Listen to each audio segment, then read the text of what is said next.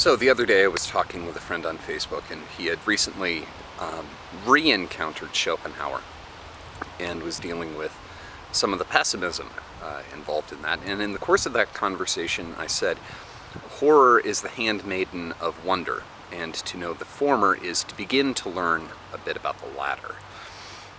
And this is going to take a little bit of unpacking, so please bear with me.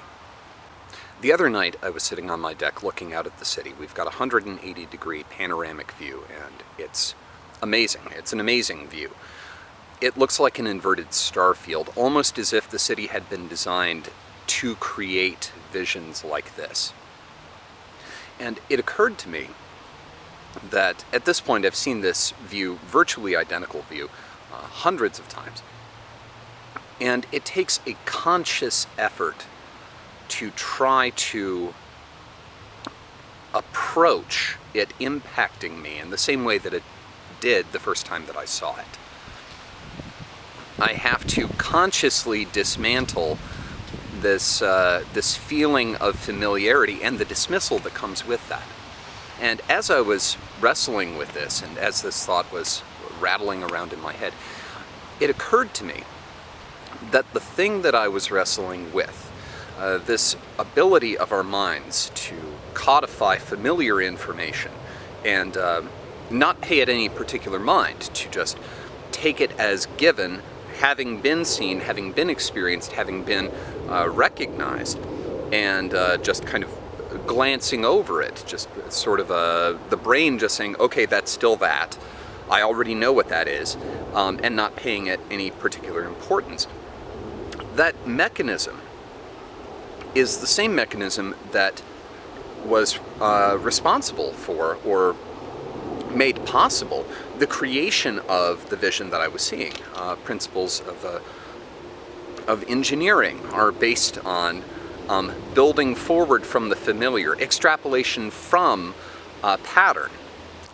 This is one of our principal advantages as a species, that we can recognize something that we have seen before and reallocate mental resources toward the unfamiliar so that we can integrate it more quickly, so that we can prioritize our energy and attention accordingly. At the same time, we wrestle with that ability. We wrestle with the sense of disconnectedness from our surroundings. We wrestle with the non-impactfulness of the familiar. We wrestle with the emotional impact of this impression of familiarity and the insignificance of the familiar in countless ways. Now, it's important to note that this familiarity and the sense of completeness of knowledge that goes part and parcel with it, that when we regard a thing as familiar, we don't tend to regard it as a thing about which we are curious. We treat it as if there is nothing more to know about it. Whether that is true or not is completely immaterial to our subjective experience of that familiarity. When we are investigating things in a disciplined and vigorous manner, we have structures, rubric, that allows us to step outside of that familiarity by setting other criteria, mathematical criteria, or specific experimental criteria that allows us to leave this subjective question of what our cognitive attitude towards the thing in question is entirely aside. And that's how we make progress. That's how we learn more. That's how we find out more, in part by sabotaging our subjective experience of knowingness. And we need to. We need to break through this wall of familiarity in order to engage with the world, both pragmatically and intellectually.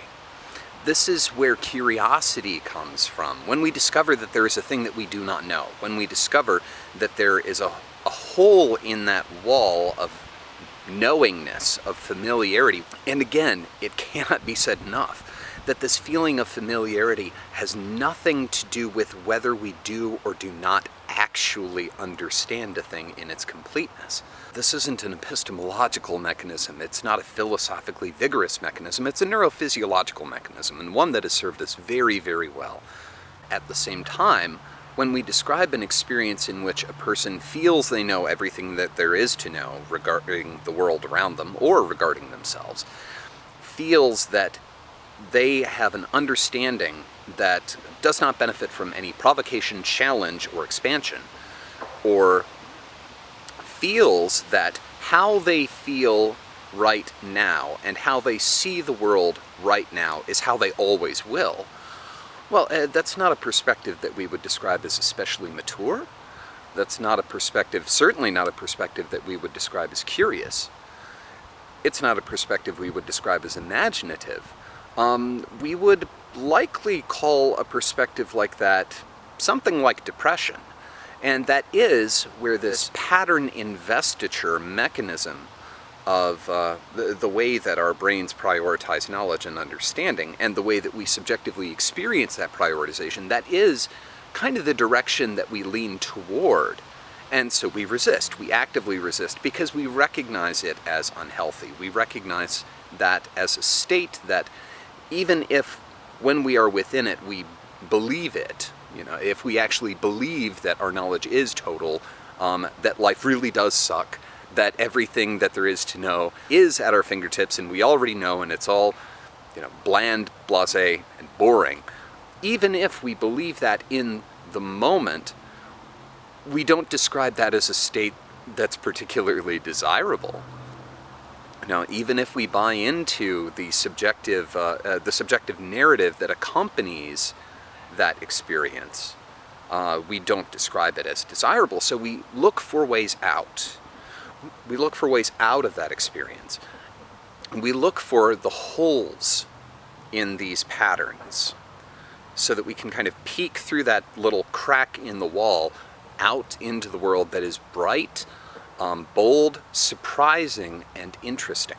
One of the ways that we do that is by looking for exception, looking for the thing for which we do not already have a rule, a pattern of explanation, for which we do not have this experience of familiarity and thus dismissal. We are constantly looking for something to attach significance to, for something that we can regard as worthy of our attention. And that usually takes the form of exceptions to the patterns that we have observed thus far. And once again, the truth value of those patterns is completely immaterial to our subjective experience of them.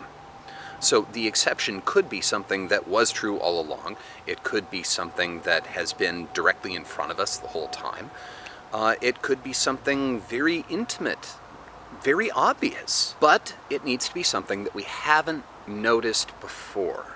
The easy way to do that is to look at something that we haven't looked at before, is to encounter something that we haven't encountered before, or encounter something in a sequence of juxtapositions that allows us to view it in a way or encounter it in a way, unlike how we have encountered it or other things before. Because as much as these experiences of pattern are about the patterns themselves, they are also about the mechanisms by which we associate and build those conceptual patterns to begin with. When we encounter something that we haven't seen before, our expository and explanatory cognitive mechanisms engage it, grab it, shake it to pieces like a school of piranha, and done, right? We're done. In the moment, we have this experience of the unfamiliar, and almost immediately, before we've even cognitively registered that experience of the unfamiliar, we are familiarizing ourselves with it. We are integrating it, and usually through the shortest possible route, usually with the smallest possible number of adjustments to our overall worldview.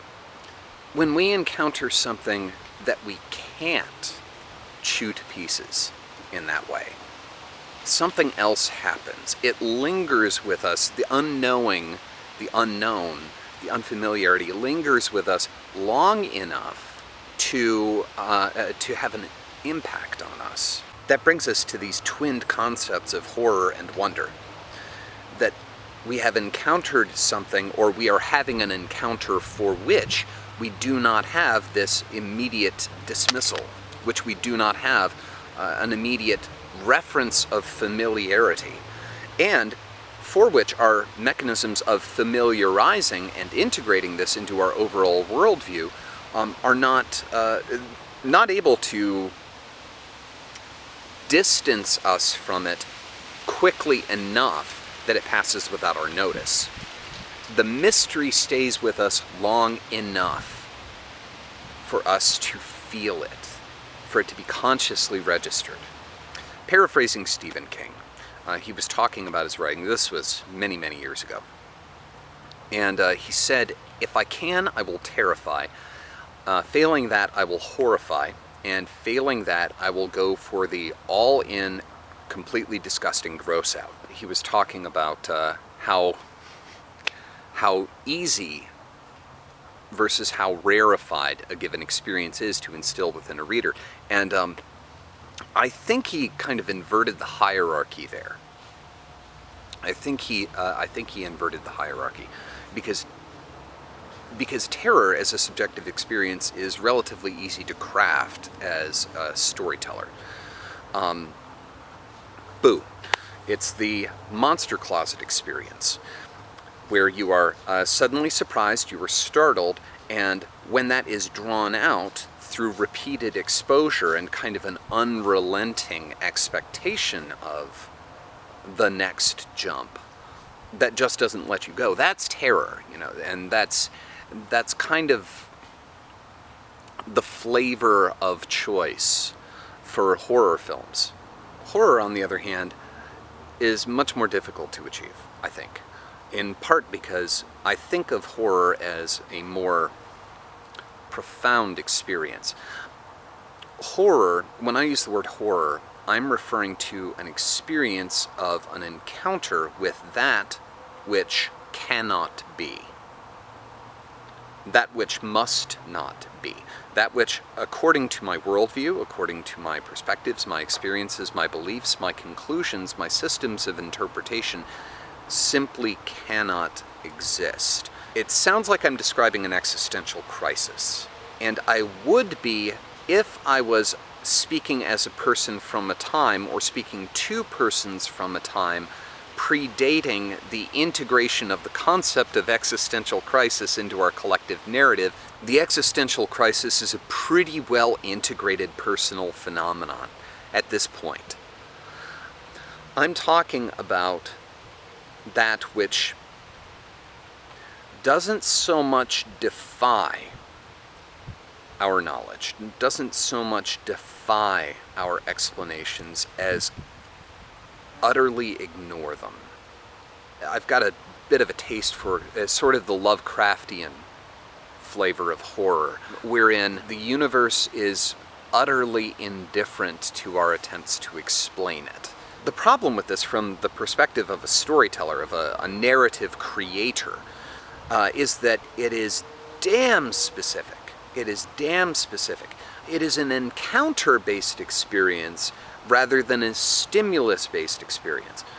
It is based on both what you are bringing to the table as the creator and what the reader or the viewer is bringing to the table, because it is a direct pairing of the worldview and the contradiction of it, the negation of it, the negation of the mechanisms by which it was built, that creates this experience of horror. The thing is, and where this ties into wonder, we are still survival wired enough that peril grabs our attention. And epistemological peril grabs our attention, even if we're not particularly philosophically inclined, even if we don't use the word epistemology in casual conversation. Epistemological peril grabs our attention and holds it for a good long time. An experience of genuine horror is usually life-changing. Whether that changes in an integrative or disintegrative direction depends on countless factors. The individual in question, the measure of support that they have, how the experience led into other experiences. There are just countless factors that determine whether this kind of remakes a person or utterly destroys them. But it will have an effect. It will have an effect. Because wonder doesn't have that mechanism of peril, it's very difficult for us to hold on to. And it's not our fault. It is not our fault that we have trouble hanging on to wonder, that we have difficulty getting enough of a grip on it that we can reinvent ourselves with it, that we can reinvent ourselves based upon our encounter with it. It just doesn't have the same kind of traction on us neurophysiologically that horror does.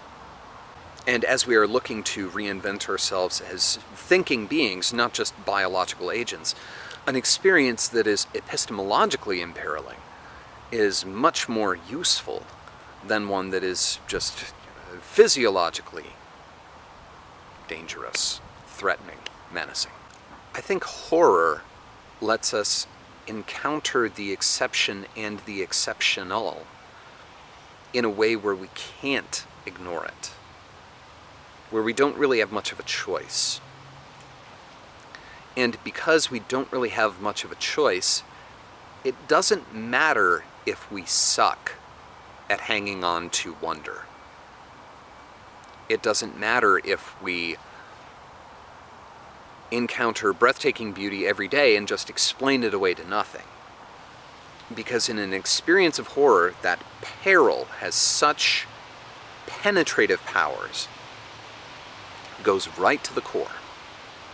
And here's the trick, and here is where what would be a merely upsetting experience can be a truly transformative one. It is from that encounter with horror that we can start to understand how we process the exceptional, how we encounter the exceptional, and how we understand and how our cognitive attitudes relate to the thing which, in the moment, at the point of impact, seems to defy understanding.